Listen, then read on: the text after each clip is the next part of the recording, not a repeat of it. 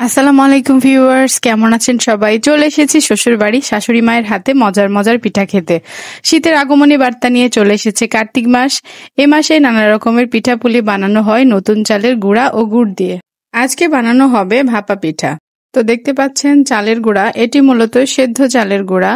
এটি বাসাতেই তৈরি করা হয়েছে। পরবর্তী ভিডিওতে ইনশাল্লাহ দেখাবো। প্রথমে দিয়ে দিব স্বাদ মতো লবণ। এবার অল্প অল্প পানি দিয়ে হাতের সাহায্যে চালের গুঁড়া মাখতে হবে। একবারে বেশি পানি দেওয়া যাবে না।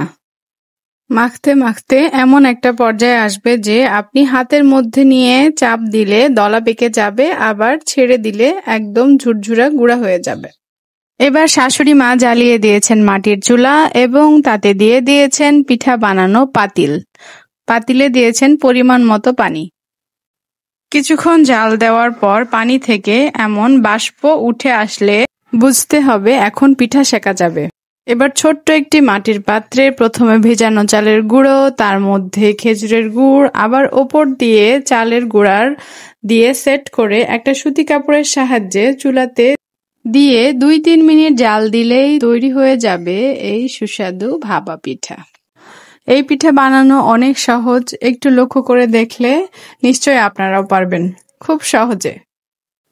গুড়ের সাথে কোরানো নারিকেল দিতে পারেন, খেতে আরো বেশি ভালো লাগবে।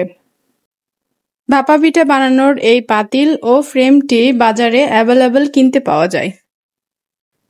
শীতের এই সিজনে মজার মজার পিঠা খেতে চাইলে লাগবে খাঁটি খেজুরের গুড়। তো যদি খাঁটি খেজুরের গুড় নিতে চান তাহলে আমাকে নক দিতে পারেন। আমরা সারা দেশে কুরিয়ার সার্ভিসের মাধ্যমে খাঁটি খেজুরের গুড় সরবরাহ করে থাকি। আর এভাবে শাশুড়ি মা বানিয়ে নিলেন ঝটপট মজাদার এই ভাপা পিঠা। ভিডিওটি ভালো লাগলে চ্যানেলটি সাবস্ক্রাইব করুন, লাইক কমেন্ট শেয়ার করতে ভুলবেন না। যারা অলরেডি সাবস্ক্রাইব করেছেন তাদেরকে অসংখ্য ধন্যবাদ।